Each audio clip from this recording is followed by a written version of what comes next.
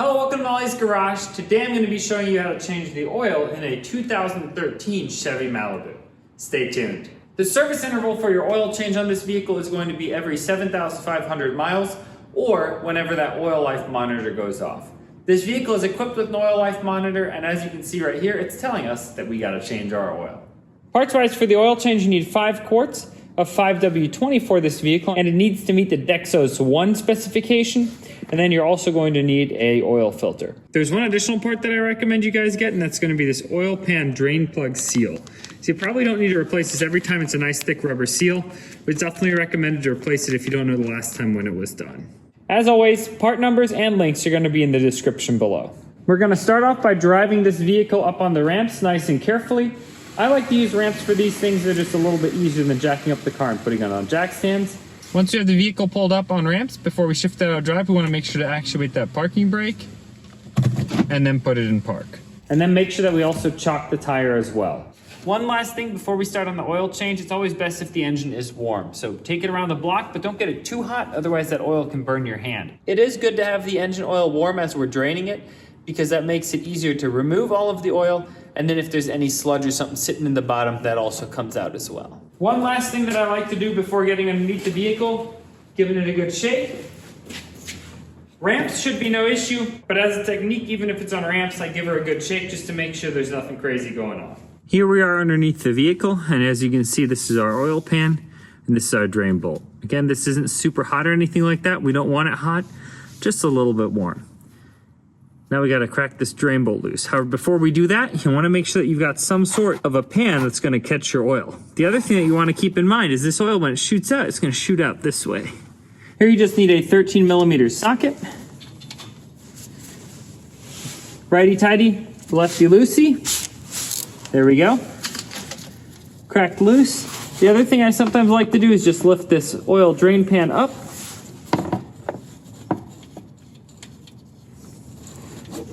Also, little pro tip, work from the side here.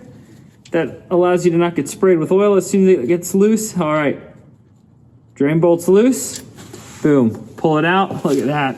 Now we could catch it right here. This could be about 5 quarts of oil that we're draining. The next thing that we have to do is we have to remove this oil filter. So you can get an oil filter wrench that fits over this, but if you're lucky, you can crack it loose with your hands. If not, you got to get an oil filter wrench. I'll make sure to link one of those as well. There's a specific one that you can get that fits really nice in these grooves.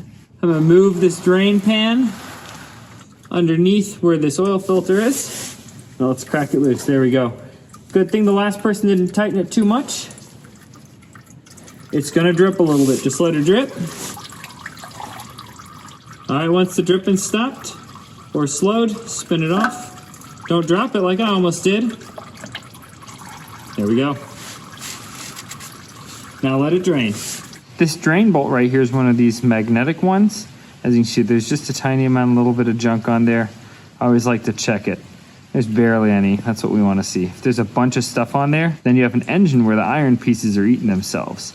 This isn't going to catch anything that's not iron. So, you know, aluminum, all that stuff, it's not going to catch. But if it's eating the iron, then you've got problems. Just a tiny amount on there, that's no issue. I have the drain plug here. We're just going to make sure to clean this down really nice. And then we're going to put our new seal right back on. There we go. Here we are underneath the vehicle. It's kind of raining outside. As you can hear, it's always loud on the metal roofs. But what we're going to do is just clean out, very carefully wipe away from the hole.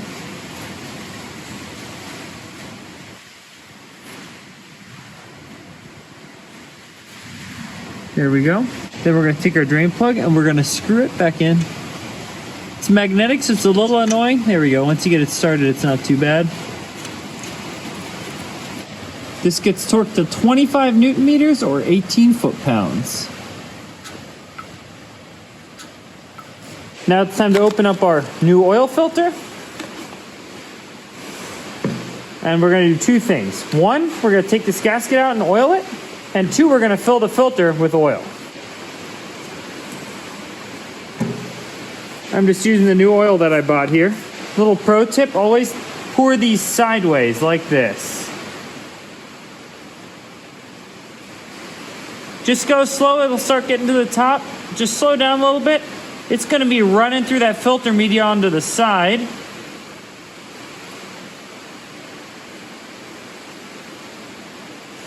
That's good enough. We don't need to make it crazy full to the top. Just about 3/4 is just fine. Then we're gonna take a little bit more of that fresh motor oil and we're gonna grease this gasket just like that. You can take a little out of here as well. Now we're just gonna slide this gasket right back into where we got it from. There we go. Here we are underneath the vehicle, and as you can see, I already cleaned where that oil filter's going, and now we just need to screw the new one on.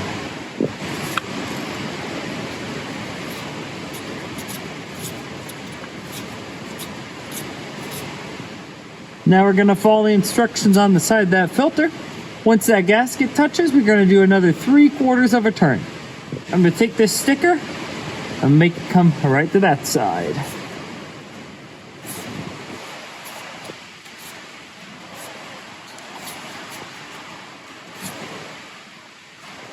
There we go, sticker's right there. Now it's time to fill up the engine here.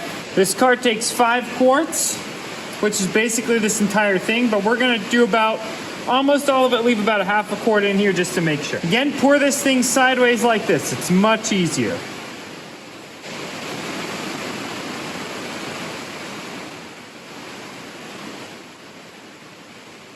It's a little hard to see, but if I slosh around, you can see it's about a 1/2 quart left right there.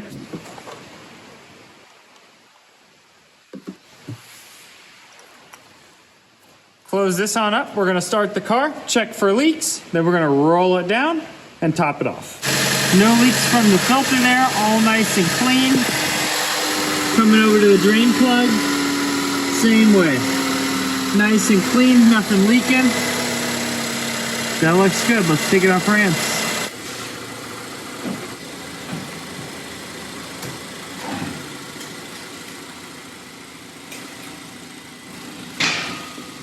It is now time to reset this engine oil life counter here. So all that we're gonna do there is come over to this stock. We hit OK. That's gonna clear it. Now we go to menu. Vehicle information right there. As you can see, press set/clear to reset. Look at that, set/clear. Reset. Am I sure that I wanna reset? Scroll up, hit it again. There we go, 100%. I let the engine run for 5 minutes and I turned it off, let it sit here for another minute or so. Now let's check the engine oil. Always wipe first, then check.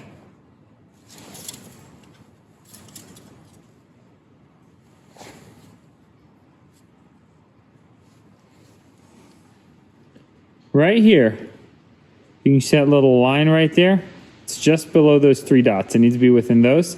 So let's add another 1/2 quart. That'll take it all the way up there.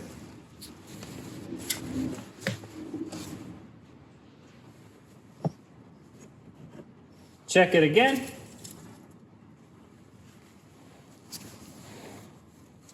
Wipe. Check. Boom, look at that. That's right at the top there. That's perfect. Sometimes on these dipsticks, you can only read one side of it. You could clearly see the little line there. And we know we put in 5 quarts, which is what it's spec'd for. If it makes you feel better, you can check it a second time. Again, right there. This side, you can see a little bit of a mark right in there, but yep, we're good. There we go. This thing has pretty much drained its last oil out.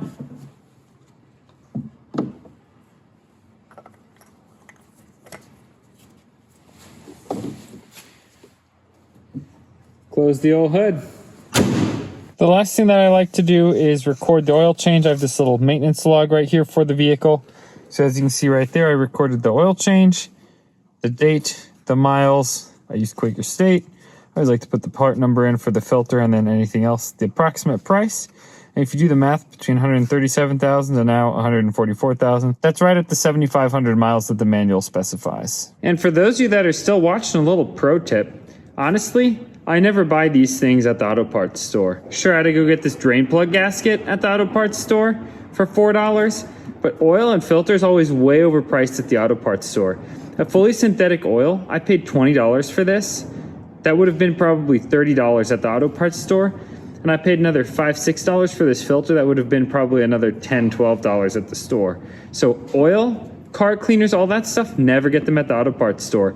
Go to your local hardware store, or actually Meijer, Walmart, any of those big chains in the United States. They always have cheaper oil and those basic car carrying supplies. So that should definitely save you a little bit of money in the long run.